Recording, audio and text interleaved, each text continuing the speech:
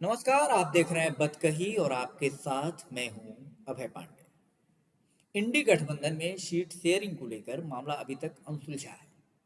सीटों का गड़ी सुलझाने की कोशिशें लगातार जारी हैं। बावजूद इसके यूपी बिहार से लेकर दिल्ली पंजाब तक कहीं भी गठबंधन के साथियों के बीच तालमेल बनता नहीं दिख रहा। एक बात जो साफ नजर आ रही है वह यह है कि नीतीश कुमार इन दिनों किंग मेकर की भूमिका में है। ऐसा इसलिए कहा जा रहा है कि गठबंधन के साथी नेता जो पहले हमेशा राजद सुप्रीमो लालू यादव से मिलने आते थे, अब लालू की जगह नीतीश से मुलाकात कर रहे हैं। उदाहरण के तौर पर आप इंडियन अलायंस से जुड़े सीपीआई नेता डी राजा, डीएमके नेता टीआर बालू और महाराष्ट्र से ताल्लुक रखने वाले कपिल पाटिल को ही ले लीजिए। इन सभी नेताओं ने नीतीश कुमार से तो मुलाकात की, लेकिन लालू यादव से नहीं। अब यह सवाल उठना लाजमी है कि इंडी अलायंस में क्या लालू यादव एकदम से साइडलाइन हो चुके हैं और उनकी जगह नीतीश ने ले ली है, या फिर पर्दे के पीछे से सब कुछ लालू ही हैंडल कर रहे हैं। आज के इस एपिसोड में हमारे साथ चर्चा के लिए मौजूद हैं वरिष्ठ पत्रकार और राजनीतिक विश्लेषक नीलांशु रंजन, जिनसे जानेंगे कि इंडी अलायंस में इम्पोर्टेंट कौन है, लालू या फिर नीतीश। नीलांशु जी, बहुत बहुत स्वागत है आपका तीर्थों के खास कार्यक्रम बतकही में। जी, बहुत बहुत शुक्रिया जी। नीलांशु जी, जिस तरह से अभी देखने को मिल रहा है, जो इंडी अलायंस के जो भी नेता हैं पिछले कुछ जी दिनों से बिहार आते हैं और अकेले नीतीश जी से मुलाकात करके चले जाते हैं। क्या लगता है आपको कि लालू जी का कद या उनका इम्पोर्टेंस अब उनकी नज़र में घट गया है? मेरा मानना है भाई कि लालू जी का कद जो है और सियासी कद जिसको कह लेते हैं, वो नीतीश जी से हमेशा आगे था। आज की तारीख में भी आगे और आज और अगली तारीख में भी आगे रहेगा। लालू का कद हमेशा नीतीश से आगे रहा और नीतीश कहीं न कहीं जो इस बात को समझते हैं और शायद इसकी वजह से ही वो कहीं न कहीं इन्फिनिटी कॉम्प्लेक्स से भी गुजरते हैं कि लालू का कद, क्योंकि मैं इतने सालों से 2005 से मैं मुख्यमंत्री हूँ, फिर भी लालू का कद मुझसे ज़्यादा इस बात को रियलाइज़ करते हैं नीतीश कुमार। अब जहाँ तक इंडिया ब्लॉक का सवाल है कि ये फला फला फला नेता भी आ रहे हैं और लालू जी से नहीं मुलाकात कर रहे हैं, उसके पीछे की रणनीति है, उसके पीछे भी एक सियासी रणनीति है।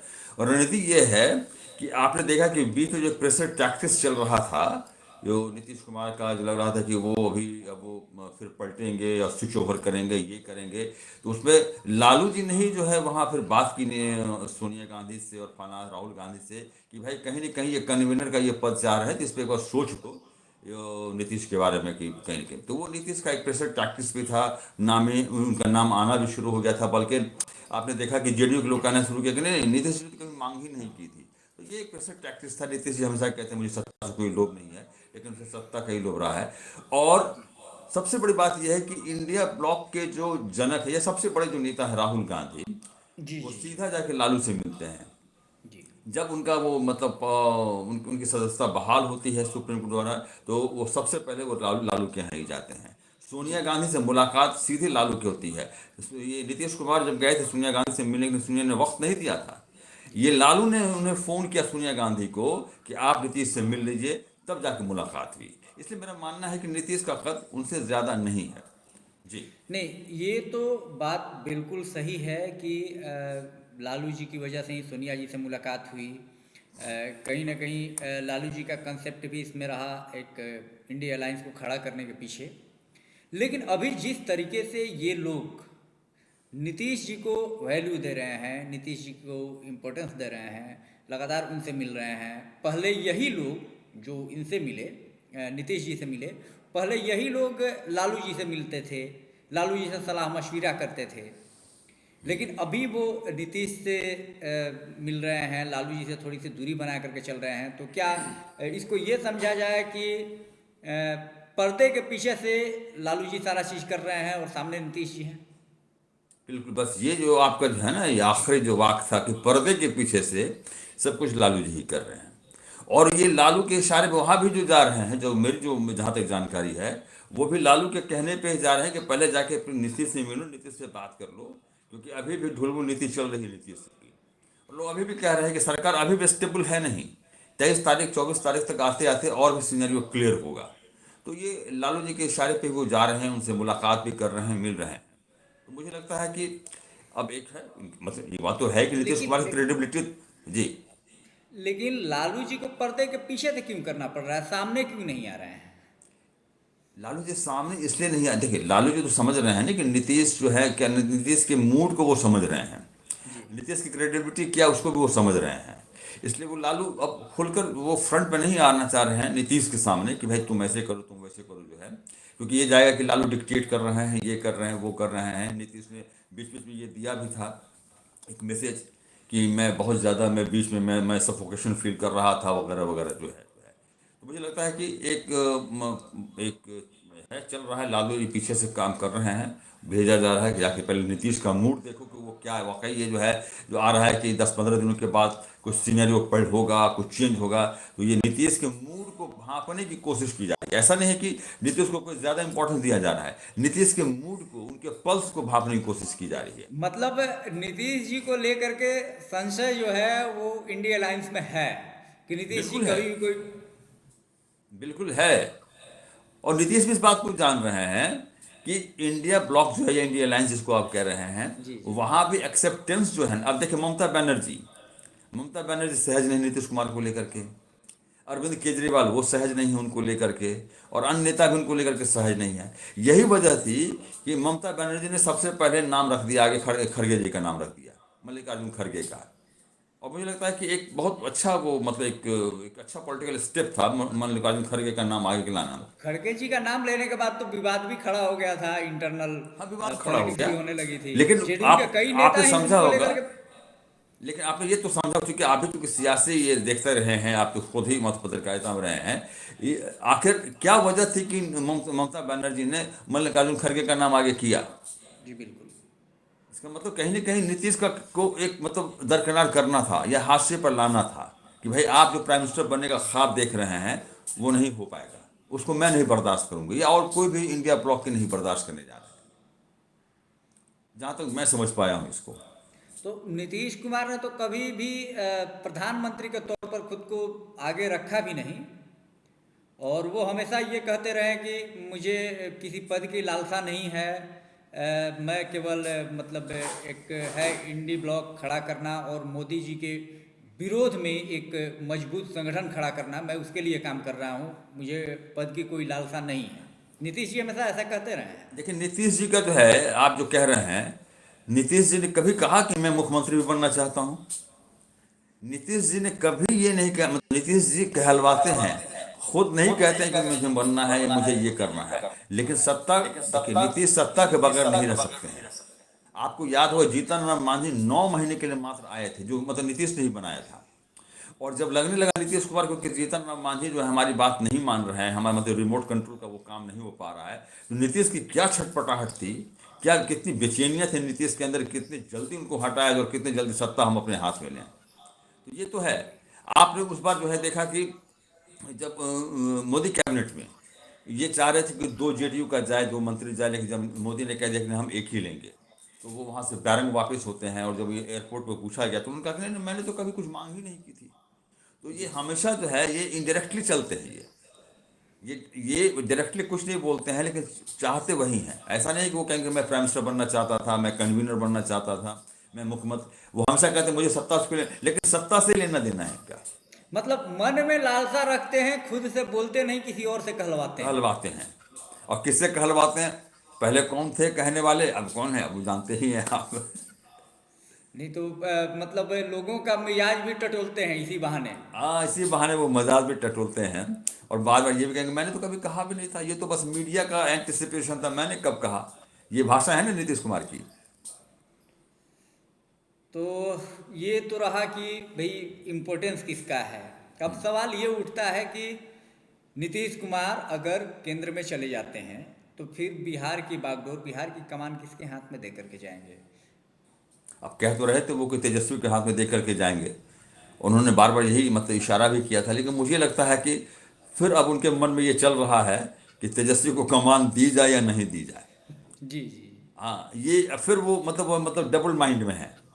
उनको लग नहीं रहा तो है कि जब हाँ, केंद्र की राजनीति करेंगे और केंद्र में चले जाएंगे, संयोजक बना दिए जाएंगे, तब तो उन्हें एक पद तो छोड़ना होगा। एक पद छोड़ना होगा। लेकिन दिक्कत यही है, यही अभी मैं कह रहा हूँ कि वो मुख्यमंत्री का पद छोड़ना नहीं चाह रहे हैं। अच्छा। वो इशारा कर रहे हैं कि नहीं नहीं ठीक है, तेजस्वी ये मतलब जो है यंग जनरेशन के हैं, अब इनको आना चाहिए आगे, और लालू जी भी चाह रहे हैं, फलना चाह रहे हैं, वो बोलते हैं। लेकिन उनको लग रहा है कि बहुत जल्दीबाजी में नहीं है कि वो जो है तेजस्वी को वो जो है वो हैंड ओवर करे। जी। वो नहीं चाह रहे, इतनी जल्दीबाजी नहीं चाह रहे हैं, और शायद यही वजह है कि थोड़ी दूरी भी बढ़ी है उनकी लालू को लेकर के, क्योंकि लालू का एक प्रेशर तो है कि तेजस्वी को जितनी जल्दी कमान सौंपी जाए, और नीतीश चाह नहीं रहे कि कमान उतनी जल्दी हम सौंपें उनको। खैर, ये तो नीतीश जी ने भी कह दिया है कि कुर्सी दे देंगे, और कहीं ना कहीं जब सरकार बनी थी महागठबंधन की, दूसरी बार जब नीतीश जी ने सरकार बनाई थी आरजेडी के साथ, तो इंटरनल एक शर्त भी थी इस बात को लेकर के कि तेजस्वी उनके जो हैं आगे चल के उनका कार्यभार उनके संभालेंगे, उत्तराधिकारी होंगे। कुर्सी उत्तराधिकारी होंगे। जी। तो लाजमी है, वाजिब है, ये दबाव उनके ऊपर बन रहा है। लेकिन अब सवाल ये उठ रहा है कि नीतीश जी केंद्र की कुर्सी पर भी बैठेंगे, नीतीश जी बिहार की भी कुर्सी पर बैठेंगे। अब ऐसे में तो न बिहार को ढंग से चला पाएंगे और न तो अपने उस हाँ, यही अलायंस को यही ढंग से नीतीश चला इसी पाएंगे। ढुलमुल नीति में जी रहे हैं कि हम ये बिहार का जो है मतलब ये मुख्यमंत्री का जो पद छोड़ें या नहीं छोड़ें, कन्वीनर का पद संभालें, यहाँ छोड़ें या नहीं छोड़ें। अभी देखिए, अंदरूनी जो खबर चल रही थी कि ये स्विच ओवर जो करना चाह रहे थे भाजपा की तरफ, जी। और जो मुझे खबर है आपको भी खबर होगी, जी, जो है बिल्कुल बिल्कुल। कि भाजपा से जब बिल्कुल। इनका डील चल रहा था तो भाजपा ने कहा कि 2 डिप्टी सीएम हम दे रहे हैं। जी। आप मतलब 2 डिप्टी सीएम आप बना लीजिए जेडीयू के, और जी। सीएम रहेगा ये भाजपा का। तो भाजपा का। नीतीश ने कहा कि नहीं, 2025 तक आप मुझे सीएम रहने दीजिए, जी। उसके बाद की बात देखी जाएगी। तो शायद ये डील पे नहीं, मतलब ये बात नहीं बन पाई यहीं पे जो है। लेकिन ये चाह, भाई मेरा ये कहना है कि कहीं ना कहीं ये चाह रहे हैं कि 2025 तक मैं कंटिन्यू करूं। जी। ये बोल तो रहे थे कि तेजस्वी को मैं हैंड ओवर करूंगा, लेकिन करना नहीं चाह रहे हैं मतलब 2025 तक। आज भी अगर भाजपा इस बात पर तैयार हो जाए कि चलिए मुख्यमंत्री आप ही रहिएगा, तो नीतीश जी जो है वो स्विच ओवर कर जाएंगे उधर। कर सकते हैं, नीतीश कर सकते हैं स्विच ओवर। नीतीश की चाल पर यकीन कर पाना थोड़ा मुश्किल है। हाँ, थोड़ा मुश्किल है, यही मैंने कहा ना कि नीतीश क्रेडिबिलिटी जो है, और यही मैंने आपको कहा कि नीतीश कहते तो हैं कि सत्ता के मतलब सत्ता से मुझे कोई लेना देना नहीं, मेरा कोई लोभ नहीं, लेकिन लोभ सत्ता का है इनको। सत्ता के बगैर, यही यही मैंने लिखा था दैनिक भास्कर में, मतलब एडिट पेज में मेरा आर्टिकल भी आया था जी। कि नीतीश सत्ता के बगैर नहीं रह सकते हैं, जी। जी, बिल्कुल। सत्ता हर हाल में वो चाहिए उनको। वो आर्टिकल पढ़ी थी हमने। जी। वो आर्टिकल पढ़ी थी, और कहीं ना कहीं मुझे ऐसा लगा कि आपने जो लिखा है वो बिल्कुल सही चीज़ों को लिखा है, सही तर्क दिए हैं आपने। लेकिन अब एक चीज़ इसमें देखने वाली बात ये होगी कि नीतीश कुमार का अगला स्टेप वो क्या होगा। नीतीश कुमार सामने से दिखते कुछ और हैं, पीछे से करते कुछ और हैं। लालू जी जो हैं वो पर्दे के पीछे सब कुछ कर रहे हैं, सामने नहीं आ रहे हैं। तो ऐसे में क्या मान के चला जाए, इंडिया अलायंस का जो स्वरूप है, वो स्वरूप कितना दिन तक, वो ढांचा कितने दिन तक खड़ा रह पाएगा। यही है, इंडिया अलायंस की स्थिति अभी बहुत मजबूत नहीं है, और इसी का फायदा भाजपा को भी मिल रहा है। अब देखिए, अभी सीटों का जो मतलब बंटवारे का जो चल रहा है, जी। उसी को लेकर खींचतान बनी हुई है। हाँ, बिल्कुल। आप उसको तो अब कांग्रेस कह रही है कि हम बड़ा पार्टी हैं भाई, हमें कांग्रेस करे कि हम हमारा मतलब ज़्यादा हाँ, हक हमारी बनता बड़ी है। पार्टी, हम बड़ी पार्टी है तो हम ज्यादा लेंगे। अखिलेश जी ने तो यहाँ तक कह दिया था कि भाई अगर कांग्रेस नहीं ये करती है तो फिर नीतीश जी का भी अस्तित्व तो खत्म हो जाएगा बिहार में। हाँ, और अखिलेश ये भी कह दिया, अखिलेश ने ये भी कहा कि कम सांसद वाले भी प्रधानमंत्री बनते हैं, चंद्रशेखर इसके उदाहरण हैं। जी। अब बीच में अखिलेश का ये बयान आना, तो बहुत सारी बातें हैं। अभी देखिए, अब सीटों का जो बंटवारा होगा उस पर भी पेच फंसा हुआ है। जी, कैसे क्या, बिल्कुल। वहाँ शिवसेना, महाराष्ट्र में शिवसेना ज़्यादा सीट मांग रही है। जी। तो कांग्रेस के लिए भी अभी है कि क्या करती है, कांग्रेस किधर जाती है। अब ये कह रहे थे कि हम यहाँ पे माना जा रहा था कि बिहार में 7 से 8 सीट दिया जाएगा या कांग्रेस को।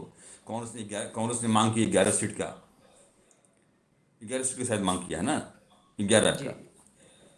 तो अब देखिए, सीटों का बंटवारा है, ये सब है। तो यही है कि इंडिया ब्लॉक का आपस में भी जो है ना वो एक, मतलब मुझे लगता है कि ऑर्केस्ट्रेटेड एफर्ट नहीं बन पा रहा है बीजेपी के खिलाफ में, जी। और उसी का फायदा मिल रहा है भाजपा को। मतलब स्थिति वही हो गई है कि एक कोई स्टूडेंट होता है, वो सोचता है कि मैं बीपीएससी की भी तैयारी कर लूँ, यूपीएससी की भी तैयारी कर लूँ, मैं मेडिकल की भी कर लूँ, मैं इंजीनियरिंग की भी कर लूँ, और सब कुछ की तैयारी करने के चक्कर में उसकी अपनी तैयारी भी जो है वो खत्म हो जाती है। सब कुछ खत्म हो जाती है। तो ये अभी सीन हमें लग रहा है कि ये है अभी इंडिया अलायंस में, या कुछ उस दल के मतलब कुछ नेताओं के अंदर ये सीन है अभी कि मैं हाँ हाँ जिस बिल्कुल है कुर्सी ये। पर हूँ वो भी हमारे पास रहे और एक नई कुर्सी भी मिल जाए, हाँ या जो स्तर या अस्तित्व आज मेरा है वो स्तर रहते हुए ही एक नया ये मिल जाए, मुझे मुकाम मिल जाए। अब आप देखिए पंजाब में देख लीजिए, आम आदमी पार्टी और कांग्रेस, अब जी। वहां लग रहा है, इस तरह लग रहा है कि दोनों दुश्मन पार्टी है। जी। इस तरह से ये पेश आ रहे हैं कि आप और कांग्रेस के बीच में लग रहा है कि दूरियां वहां पे। अब पंजाब में क्या होगा, पंजाब में मतलब कितनी सीटें मिलेगी, क्या मिलेगी, उसको लेके बहुत जबरदस्त तनाव है वहां पे। एक कहावत है, मुख में राम बगल में छुरी। जी।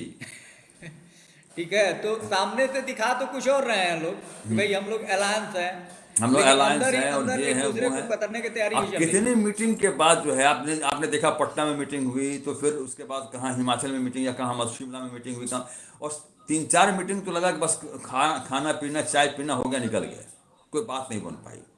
अब जाकर के हो रहा है कि हाँ अब सीटों का हो जितना जल्दी हो, अब चुनाव इतने सर पे है, नजदीक आ चुका है, और अभी तक आप सीट का बंटवारा नहीं कर पाए हैं।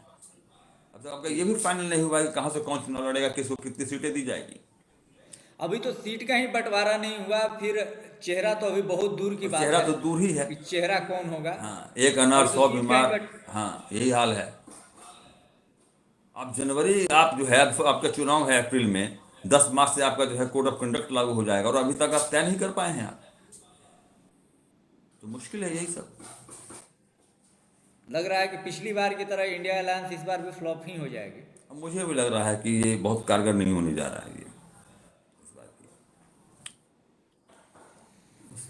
सबके सब यही चाहते खैर, हैं, प्रधानमंत्री ही बनना चाहते हैं, दिक्कत यही है, और कोई एक दूसरे को राजनीति है, बर्दाश्त। राजनीति में हाँ राजनीति में जो दिखता है वो होता नहीं, जो नहीं दिखता है वो हो जाता है।